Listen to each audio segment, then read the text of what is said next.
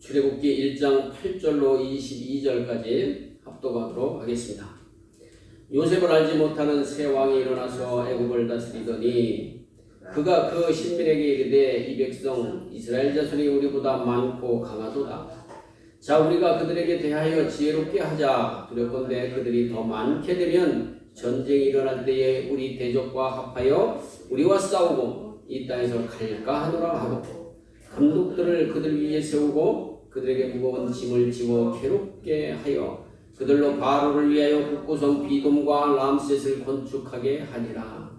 그러나 학대를 받을수록 더욱 번식하고 창성하니 애굽 사람이 이스라엘 자손을 인하여 근심하여 이스라엘 자손의 역사를 엄하게 하여 고역으로 그들의 생활을 괴롭게 하니 곧 흙 이기기와 벽돌 굽기와 농사의 여러 가지 일이라.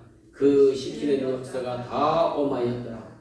애굽 왕이 히브리 산파 시푸라라 하는 자와 부하라 하는 자에게 일러 가로되 너희는 히브리 여인을 위하여 조상할 때에 살펴서 남자이든 죽이고 여자이든 그는 살게 두라. 그러나 산파들이 하나님을 두려워하여 애굽 왕의 명을 어기고 남자를 살린지라. 애굽 왕이 산파를 불러서 그들에게 이르되 너희가 어찌 이같이 하여 남자를 살렸느냐. 산파가 바로에게 대답하되 히브리 여인은 애굽 여인과 같이 아니하고 건장하여 산파가 그들에게 이르기 전에 해산하였더이다 하매 하나님이 그 산파들에게 은혜를 베푸시니라. 백성을 생육이 번성하고 심히 강대하며 산파는 하나님을 경외하였으므로 하나님이 그들의 집을 왕성케 하신지라. 그러므로 바로가 그 모든 신민에게 명하여 가로되 남자가 다 나거든 너희는 그를 하수에 던지고 여자여든 살리라 하였더라. 아멘. 성령 하나님 생명의 말씀 주셔서 감사합니다. 아버지, 이 말씀을 통해서 하나님의 깊으신 곳까지 들어가 하나님의 마음을 누리고 하나님의 뜻 가운데 참여되어지고 하나님의 그 생명 가운데 들어가 누리기를 간절히 사모합니다. 성령님, 우리의 무지함을 불쌍히 여기셔서 성령께서 홀로 주관하시고 통치하시고 다스리시며 조명으로 비춰 영광 가운데 누리게 하여 주옵소서. 감사하며 예수 그리스도 이름으로 기도합니다. 아멘. 할렐루야. 예수 그리스도 이름으로 환영하고 사랑하고 축복합니다. 지난 시간에 우리가 나눈 말씀 이어서 이제 출애굽기가 이제 본격적으로 시작이 되는 본문 말씀인 것이죠. 지난 시간에 창세기에 대해서 언급을 하면서 창세기에 이어져서 그대로 출애굽기가 연결된 성경 말씀, 하나님의 말씀이다 라는 것을 우리가 나누었습니다. 자, 오늘 말씀은 보니까 요셉을 알지 못하는 새 왕이 일어나서 애굽을 다스렸다 이렇게 말씀하고 있어요. 이 요셉을 알지 못한다라고 말씀하는 이 알다라는 것은 히브리어 야다인데 이것은 곧 사귀다 그리고 깊은 관계를 말하는 것이죠. 그래서 성관계가 같다 이런 뜻을 가지고 있어요.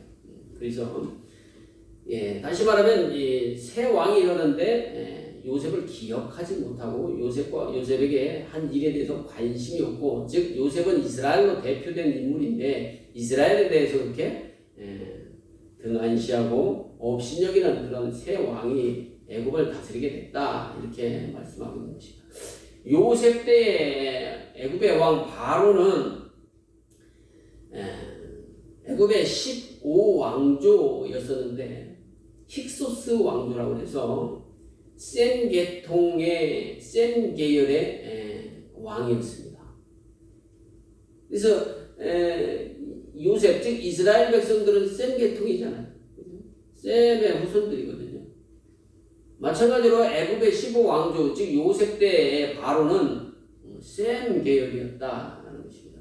그러나 오늘 본문에 나오는 새 왕은 그렇지 않다는 것이죠. 이 힉소스 왕조를 다 멸망시키고 새롭게 등장한 이제 바로 18왕조인데 그게 누구냐? 투투모스 1세다라고 말씀하고 있어요. 그래서 투투모스 1세, 즉 18왕조인데 그 18왕조의 세 번째 왕이거든요. 투투모스 1세인데 그것이 그가 곧 새 왕으로 등극하셔서 애국을 다스릴 그때였다 이렇게 말씀하고, 나중에 이제 바로의 공주가 나오잖아요. 그 바로의 공주가 이제 히세투스에서 여왕, 바로 여왕을 이야기하는 것이죠. 어찌됐든 그래서 요셉 즉 이스라엘에 대해서 애정이 없고 사랑이 없고 관심이 없고 아주 멸시하고 등한시하는 이 투투모스 1세가 이제 이스라엘 백성들을 가만히 보니까 애굽의 백성들보다 더욱 강대하고 강하고 번성하더라는 겁니다. 이것은 곧 하나님께서 지난 시간에 나눈 말씀처럼 이스라엘 자손은 생육이 중다하고 번식하고 창성하고 힘이 강대하여 온 땅에 가득하게 하셨기 때문에 그런 것이죠. 지금 즉 이스라엘 백성들이 이렇게 생육하고 번성하고 애굽의 온 땅에 이렇게 가득하게 하신 것은 곧 무엇이라 그랬어요? 창세기 15장에 하나님께서 아브라함을 불러서 언약하셨던 그 언약의 약속의 말씀에 성취 1차적 성취였다라고 말씀을 나눴잖아요. 그죠? 즉 아브라함에게 말씀하시기를 아브라함에게 너희 자손이 이방에서 객이 되어서 그들을 섬기겠고 그들은 400년 동안 네 자손을 괴롭게 할 것이다. 그러나 너희 후손이 너희 자손이 큰 재물을 이끌고 나와서 이 약속의 땅 가나안 땅을 4대 만에 들어와 점령하고 그리고 그 땅에서 번성케 하겠다. 이렇게 언약하신 그 언약의 약속의 말씀의 1차적인 성취로 애굽 땅에 가득하도록 번성하게 하셨다 그랬습니다. 그런데 애굽하고 바로가 볼 때는 위협을 느낀 겁니다. 위협을 느꼈어요. 물론 이스라엘 백성들은 다 노예로 삼아서 그렇게 노역을 하게 하고 하지만 그럼에도 불구하고 이들이 번성하고 강대하여서 애굽의 본토 원주민들을 이제 물리치고 애굽을 다시 찬탈할 수도 있겠다 이런 위협을 느끼는 것이죠. 그래서 애굽의 대적이 전쟁을 일으킬 때 이들이 그들과 합세하여서 애굽을 멸하고 또 자기들의 손아귀에서 즉 노예로부터 벗어나면 어떻게 하겠느냐 하는 걱정을 하고 있었던 것이죠. 즉 지금 이 시대를 지난 시간에도 나눴지만 이렇게 애굽 바로가 이스라엘 백성들을 이렇게 괴롭게 하는 그 시기를 우리가 시대적으로 훑어봤을 때 430년간이었다 이렇게 말씀했잖아요. 그 이스라엘 백성들이 애굽 땅에서 고센 땅에 들어가서부터 430년 동안 그렇게 요셉을 알던 바로가 치리할 때는 그렇게 귀함을 여김 받으면서 그렇게 요셉의 영향으로 인해서 그렇게 평안하게 지냈지만 이제 요셉을 알지 못하는 왕이 등극하면서 온갖 고통과 시련과 고난을 겪게 되어지는 것이죠. 그래서 이 430년 동안에 그렇게 흑암기, 암흑기를 지내는 장면을 오늘 보게 하고 있습니다. 자, 그러면 이렇게 이스라엘 백성들을 괴롭게 시련과 고난 속에 허용하시는 하나님의 뜻은 무엇이냐는 것이죠. 이스라엘 백성들은 하나님의 언약 백성입니다. 아브라함과 이삭과 야곱에게 그 수도 없이 언약하셨던 그 언약으로 인하여 이 백성들에게 성취하여서 하나님의 나라를 완성할 그 하나님의 나라 백성들이거든요. 나는 너희 하나님이고 너희는 내 백성이다 하신 그 백성이란 말이에요. 택하심 받은 부름받은 하나님의 성민이요 하나님의 백성이다. 그럼에도 불구하고 이렇게 애굽 땅 세상에 던지시고 그 세상의 왕으로부터 온갖 괴로움을 당하게 하신다. 왜 그러시냐는 거예요. 왜? 아니 야곱이 가나안 땅에 베델에 머물 때도 가나안 땅에 기근이 들게 해서 애굽으로 갈 수밖에 없는, 양식을 구하러 애굽으로 갈 수밖에 없는 그런 상황을 허용하셨잖아요. 그냥 가나안 땅에 기근이 안 들고 가나안 땅에 오는 풍년이 들고 애굽 백성들이 가나안에 와서 식량을 구하러 오면 얼마나 좋겠냐는 것이죠. 지금도 마찬가지로 이렇게 고난당하지 않고 요셉을 알던 바로 애굽의 왕처럼 그 당시에 요셉이 행한 일에 대해서 다 역사적으로 잘 전달이 돼서 새로 등극한 왕, 새 왕일지라도 이스라엘 백성들을 귀하게 여기고 그렇게 사랑받게 하면은 그렇게 허용하셨으면 얼마나 좋겠느냐 하는 것이죠. 그럼에도 불구하고 하나님은 새 왕을 일으키셔서 이렇게 모진 노역과 그리고 아들들을 다 죽임당하게 하는 이런 험악한 고난의 길, 고통의 길을 허용하시는 것이다. 그 하나님의 그 뜻은 무엇이냐 하는 것이죠. 그렇게 고난의 길을 허용하시는 하나님의 뜻은 성경 곳곳에서도 수없이 많은 그 선지자들을 통해 이스라엘 백성을 향하여서 그리고 하나님께서 부르신 인물들을 통해서 그렇게 많은 시련과 고난과 죽음의 위기까지도 겪게 하시고 그리고 하나님께서 요구하시는 것이 있었다는 것이죠. 특히 욥기에 보면 욥을 하나님이 욥은 당대의 의인이었습니다. 하나님 섬기기를 얼마나 정말 온 마음과 뜻을 다하여 섬겼는지 그는 하나님이 인정하시는 의인이 되었습니다. 그럼에도 불구하고 갑자기 그렇게 온 가산들을 다 빼앗기게 하시고 그리고 자녀들 10명 7남 3녀였었는데 7남 3녀가 다 한날에 죽임당하게 하시고 그리고 모든 재산과 모든 가족을 다 잃고 그 허물어진 집터 위에서 온몸에 악창이 나서 흘러서 기왓장으로 온몸을 긁어 피가 철철 흐르게 하는 그런 고난과 고통을 겪게 하신다는 것입니다.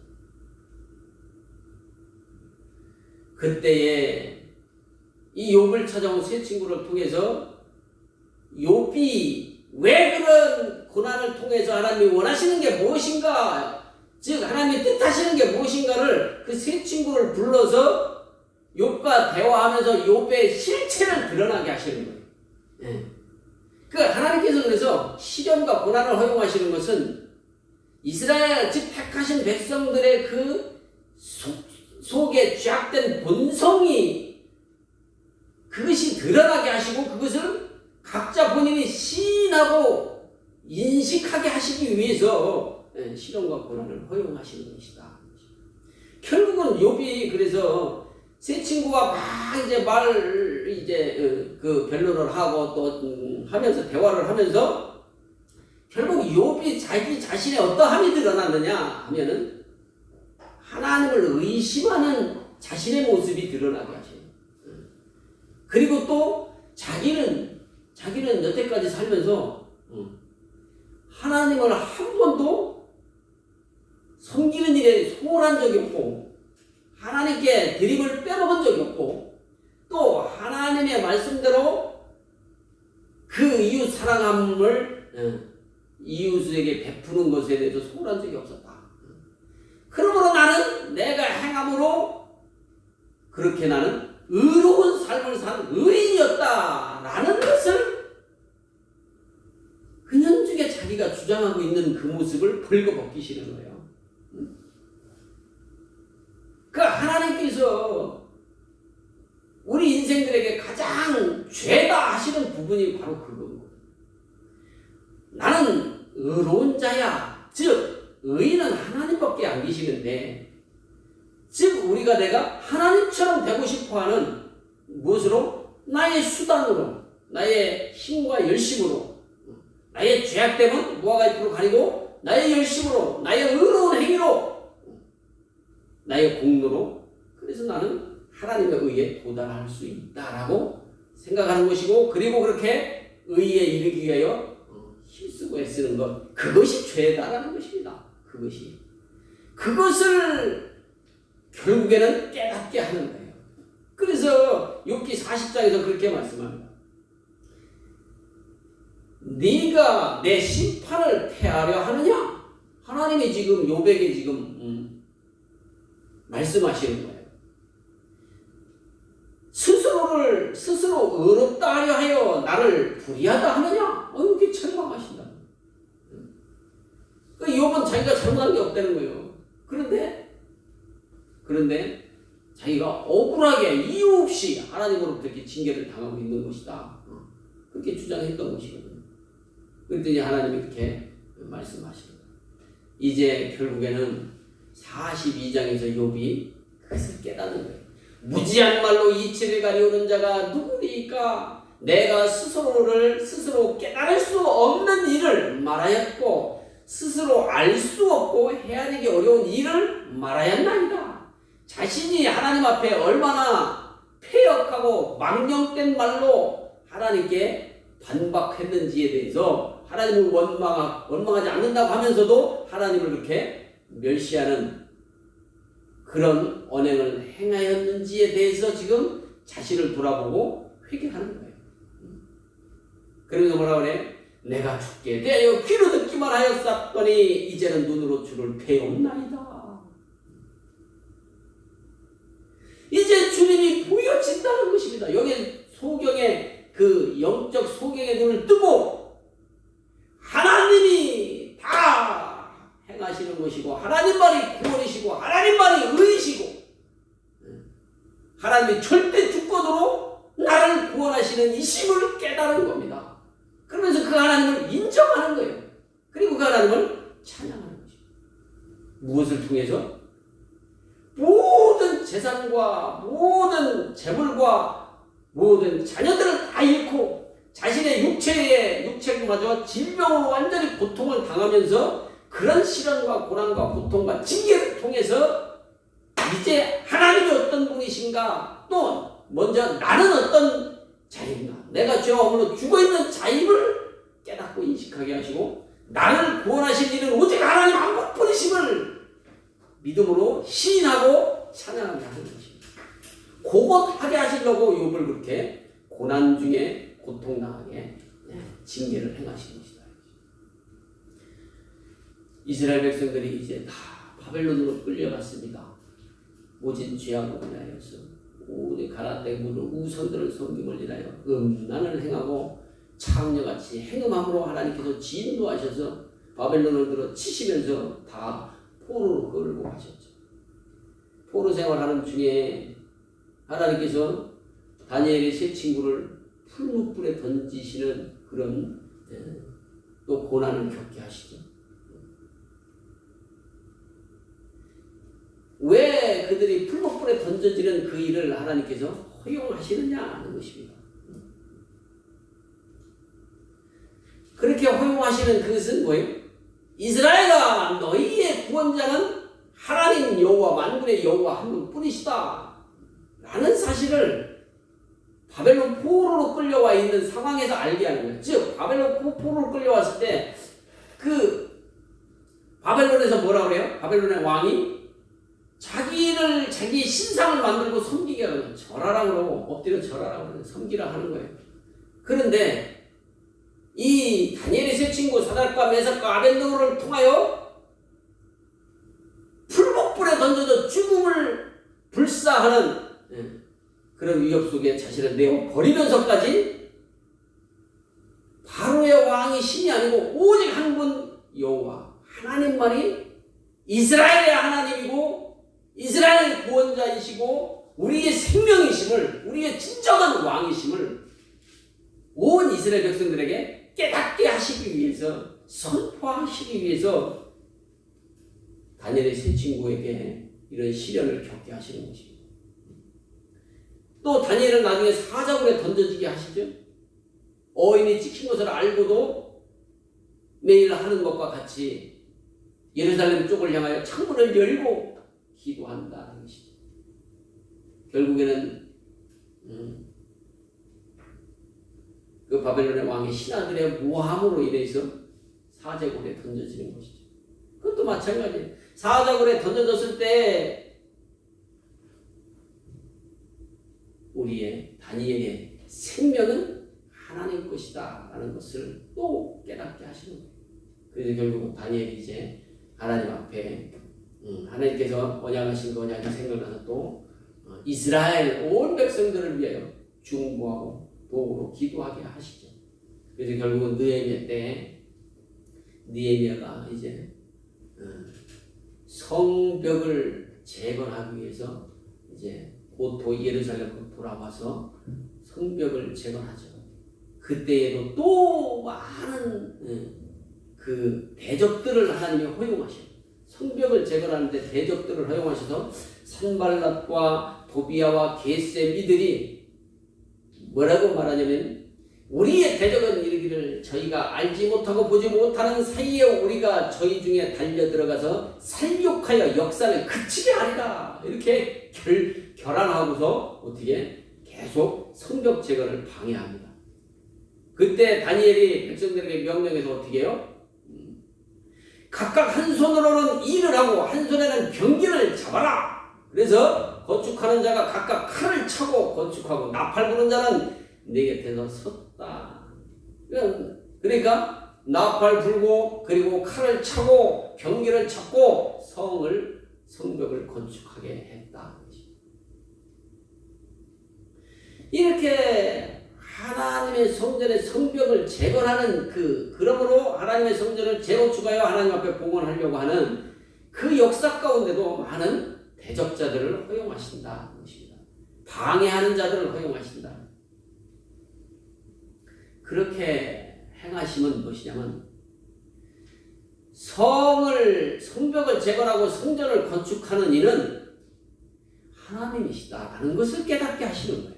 이스라엘 백성들에게 아니 너희들이 하는 게 아니라 너희들이 가서 성벽을 재건하고 하지만 그 대적자들을 멸하고 성벽을 완공하고 그리고 성전을 완성하여서 하나님 앞에 봉헌 드릴 수 있도록 대적하여 싸워 이기시는 이가 하나님이시다라는 것을 이스라엘 백성들이 삶 속에서 깨닫게 하시는 거예요. 그 이스라엘 역사를 보면 수도 없이 그런 외침이 많잖아요.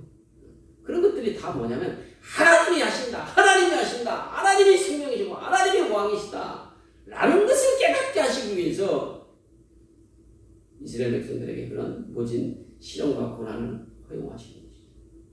결국에는 이 성벽과 성전을 누가 완성하십니까? 예수 그리스도가 이 땅에 오셔서 당신의 몸이 하나님과 하시는 성전인데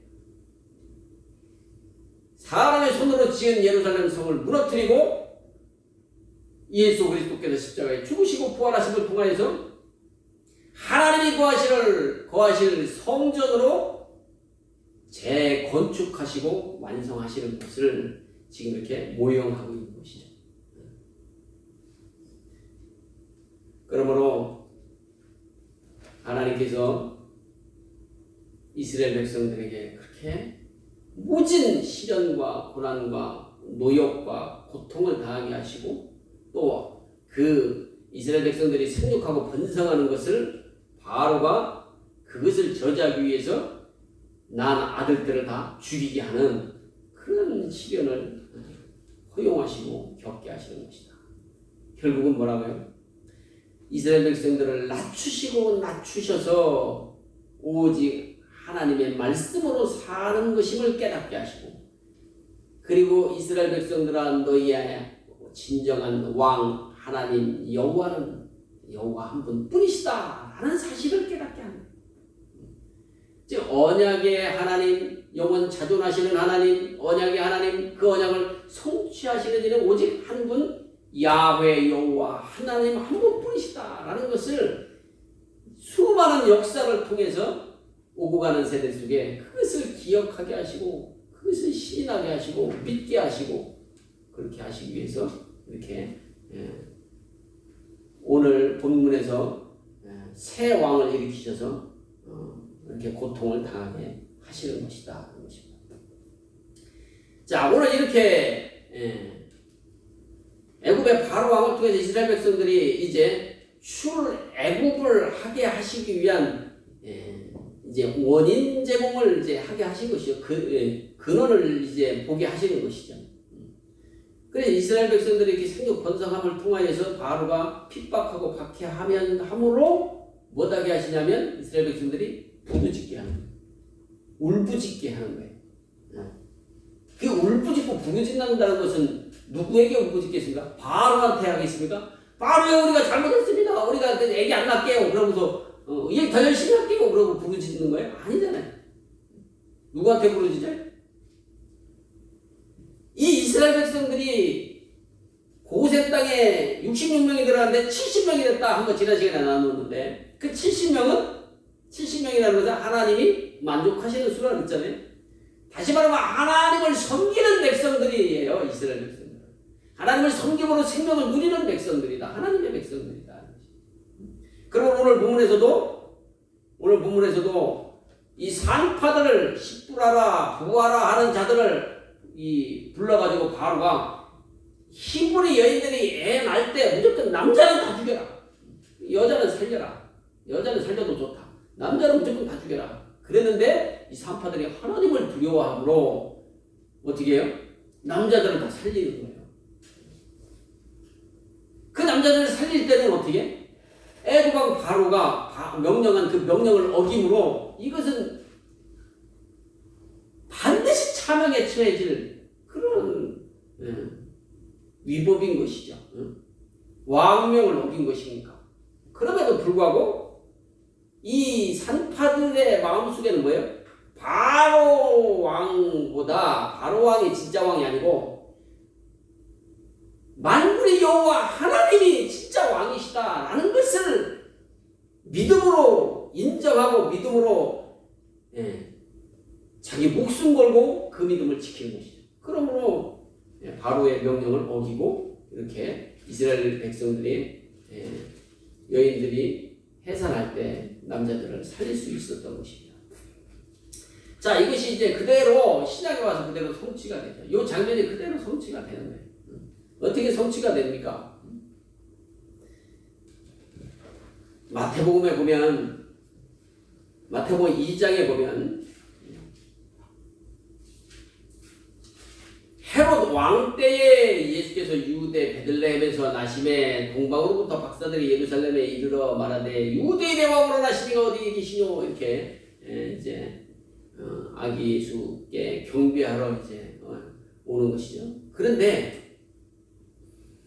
오늘 본문에서도 요셉을 알지 못하는 새 왕이 애굽을 다스렸다. 그때에 이스라엘 백성들이 이제 모진 고난을 당했다. 이렇게 말씀하고 있어요. 그런데 오늘 이 마태복음에서 헤롯 왕 때에 이렇게 말씀하고 있는데 이 헤롯 왕은 누구냐면 똑같이 말라기가 끝나고 400년이 흐르는 암흑기, 흑암기, 침묵기 그 기간 중에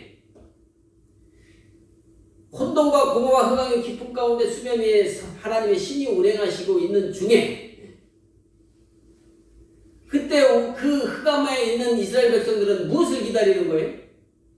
둘째 날에 빛이 있으라, 가라사대 빛이 있으라 하심을 기다리고 있는 거예요. 지금 그 빛이 오시기만을 기다리고 있는 그때에 아직 빛이 이제 오시기 전에 이미 새 왕이 이스라엘을 다스리고 있었다라는 것을 지금 말씀합니다. 이 헤롯 왕은 BC 40년에 이제 로마 황제로부터 인정받아서 이스라엘을 다스리는 왕이 됐습니다. 분봉왕이 됐어요. 분봉왕. 그게 헤롯 왕은 그 당시에는 이스라엘 전체를 다스렸죠. 그래서 헤롯 대왕이다라고 말씀하는데 이 헤롯 대왕은 어디 사람? 에돔 사람이에요. 에돔 사람. 이스라엘 사람이 아니고 에돔 사람. 에돔 사람은 누구 자손입니까? 에서의 자손이죠. 에서의 자손. 야곱과 에서. 그 헤롯 대왕이 이제 새 왕으로 BC 40년에 이제 새 왕이 되어서 BC 4년까지 왕 노릇합니다. 그 예수님이 태어나실 때가 BC 4년이거든요. 그러니까 예수님 태어나신 그때까지 이 헤롯 대왕이 지금 유대의 왕 노릇을 하고 있는 중이다. 그때 이 헤롯 대왕이 위기를 느끼는 것이죠. 어떤 위기를 느꼈어요? 왕의 자리의 위협을 느낀 겁니다. 아까 바로 왕도 마찬가지죠. 왕의 자리의 위협을 느낀 거예요. 무엇으로? 이스라엘 백성들이 온 땅에 가득하고 생각 번성함을 인하여서 바로 왕도 자기 왕의 자리의 위협을 느꼈고, 오늘 헤롯 왕도 새 왕인 헤롯 왕도 자기 왕의 자리의 위협을 느끼는 거예요. 왜? 유대인이 왕이 나셨다라고 와서 박사들, 공방 박사들이 예루살렘에 와서 찾으니까 무엇이라고? 유대인의 왕은 난데 또 유대인의 왕이 낫다고? 그래서 결국 어떻게 해요? 2살 미만의 모든 아기들은 다 죽여라, 이렇게 된 거예요. 예레미야 31장 15절의 말씀을 그대로 성취하는 것이죠. 그래서 결국에는 예수님이 애굽으로 피신을 가게 되어집니다. 그래서 애굽에서 피신하셨다가 이 헤롯 대왕이 죽습니다. 이제 헤롯 대왕이 죽고 그 아들 아켈라오가 예루살렘의 왕이 되고, 그리고 그 동생 헤롯 안디바가 갈릴리 분봉왕이 되고, 동생 빌립이 이두메의 분봉왕이 되는 것이죠. 그러니까 이 헤롯 대왕이 지금 아들이 삼형제인데 아들을 하나만 왕을 세우는 게 아니고 이스라엘 땅을 그 크지도 않은 강원도만한 그 땅을 세 등분 해가지고 세 아들에게 나눠주는 거예요. 그래서 그때부터 분봉왕이다. 분봉왕. 이제 헤롯이 죽었을 때 하나님께서 이제 천사를 시켜서 요셉에게 현몽하게 하신다, 꿈꾸게 하시는 것이죠. 그래서 이제 예수를 죽이려고 하는 그 왕이 죽었다. 다시 돌아가라. 그래서 돌아오는데 이스라엘 땅에 아켈라오, 즉 헤롯 대왕의 아들이 예루살렘의 왕이 되어 있는 것을 두려워하여서 나사렛이라는 동네로 갔다, 이렇게 말씀합니다. 그래서 나사렛에서 예수께서 자라시죠. 이렇게 성취가 되는 거예요. 그 출애굽하기 전에, 즉 예수께서 이렇게 나셔서 이 땅에 오셔서 이스라엘 백성들을 구원하시기 전에 이렇게 세상으로부터 모진 시련과 고난을 나시는 그 순간부터 당하시는 것을 보여주는 것이죠. 그러므로 그렇게 성취가 되는 것이죠. 이스라엘 백성들을 하나님께 예수께서 이 땅에 오신 그 목적은 이스라엘 백성들을 구원하시기 위함이시죠. 죄인을 구원하시기 위함이다. 심판하러 온 게 아니고 나는 죄인을 구원하러 왔다, 이렇게 말씀을 하시죠. 그래서 결국엔 이 땅에 예수께서 오셔서도 수없이 제자들을 부르시고 또 천국 복음을, 하나님의 나라를 가르치시면서 외치신 것이 그 무엇이냐? 그 무엇이겠어요? 이 땅에 의인 없다. 너희들이 율법을 행함으로 의롭다 함을 얻는 게 아니야. 하나님을 섬기는 이스라엘 백성들아, 이 유대인들아, 너희들 하나님을 섬긴다고? 아브라함의 자손이라고? 그런데 너희들이 하나님을 섬긴다라고 율법을 행한다라고 하면서 너희 속은 완전히 썩은 시체들로 가득 차 있다. 회칠한 무덤들이다. 이렇게 고발하시면서 결국은 뭐예요? 너희들이 죄인임을, 너희들은 의인이 아니라 너희는 다 죄와 사망임을 인식하라 하는 것입니다. 그렇게 예수님께서 수없이 말씀하시는 거예요. 그래, 너희는 문둥병자고 너희들은 안징뱅이고 너희들은 소경된다. 너희들은 죽은 자다. 나사로처럼 죽은 자다 라는 거예요.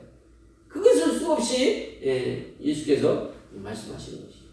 그 너희는 죄와 허물로 죽어 있어 라는 것을 좀 깨달으라는 거예요.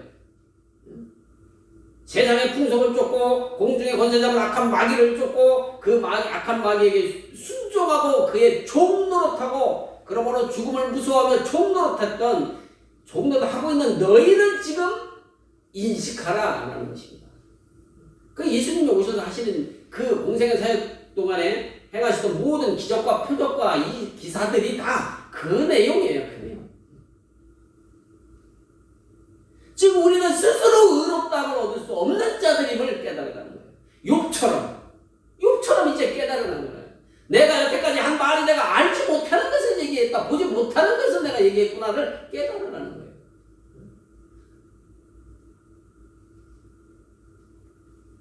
그러므로 오직 예수 그리스도는 죄와 허물로 죽어있는 너희를 살리러 왔다라는 것입니다.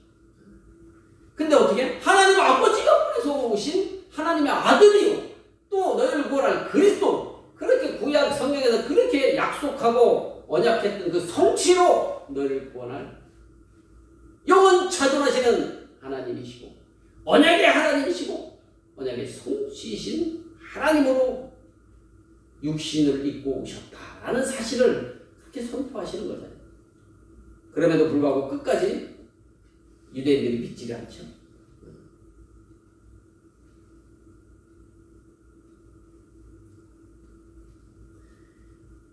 그러나 예수께서 이스라엘 백성들을 향해서 늘 주님만이 생명이시고 예수 그리스도만이 길이시다, 아버지께로 나아가는 유일한 길이다, 유일한 구원의 길이다 라는 것을 말씀하시면서 내가 너에게 계명을 준다, 새 계명을 준다 라고 말씀하시죠. 그래서 뭐예요? 하나님 사랑하고 내 형제 이웃을 내 몸처럼 사랑해라. 내가 이것 하게 하려고 왔다, 이것입니다. 그 예수께서 오셔서 이스라엘 백성을 구원하신다라는 것은, 구원이라는 것은 무엇이냐면 하나님을 사랑하고 형제 이웃을 사랑하는 자로 재창조를 말씀하시는 것입니다. 그것이 구원입니다.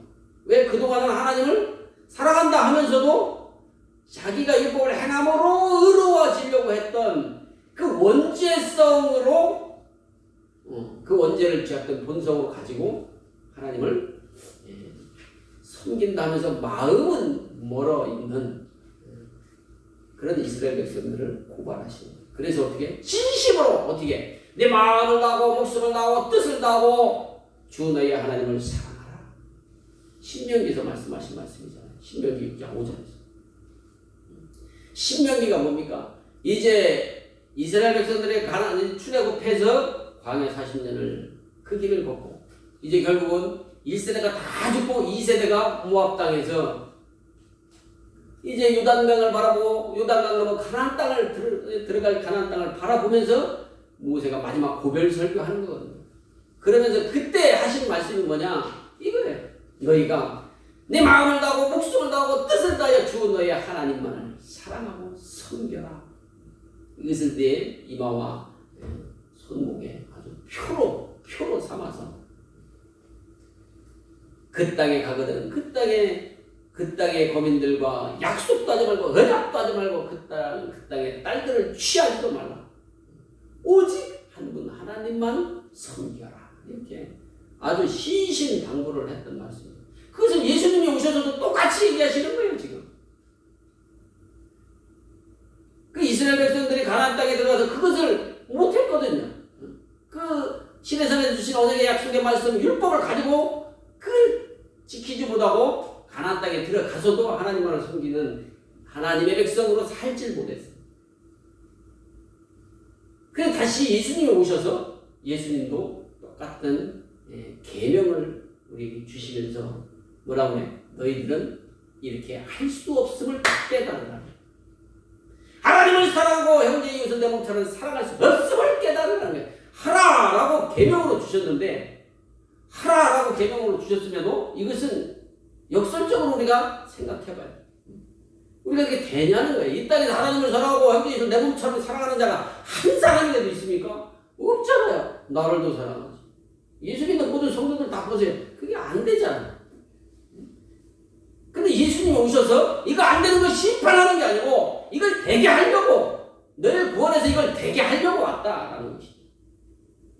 그래서 예수님이 십자가에 죽으시고 부활하시면서 다 이루신 것이 이것입니다. 하나님을 사랑하고 형제 이웃을 내 몸처럼 사랑하는 자가 되게 재창조하는 것입니다.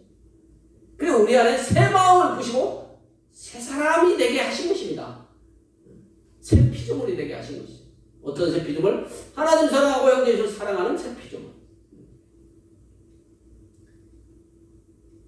그렇게 해놓으시고 우리를 세상에 던지시고 이제 교회가 세상에서 하나님의 빛을 비추는 그 역할을 감당케 하시면서 우리가 이 땅의 육체의 삶을 살면서 세상에서 살면서 또 모진 시련과 고난을 또 겪게 하시는 거예요.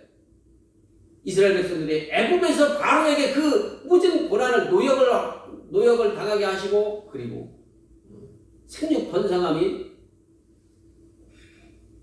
이루어지지 않도록 그렇게 낳는 아들들을 다 죽임당하게 그런 고통을 고난을 허용하신 것처럼 예수 믿는 성도들이 이 땅에 오늘날 교회로서 성도로 살아가면서도 마찬가지입니다. 세상으로부터 온갖 고난과 시련을 겪게 하시는 거예요. 그러면서 내 안에 생육 번성을 못하도록 계속 대적자를 허용하셔서 악한 마귀가 우리의 생각으로 타고들어서 마음을 미혹하고 유혹해서 계속 내 안에 죄악된 본성이 십자가 못 박아 죽임당하고 예수의 생명이 내 안에 날마다 생육 번성해야 되는데 그것 못하게 하는 거예요. 계속. 그래서 결국은 어떻게?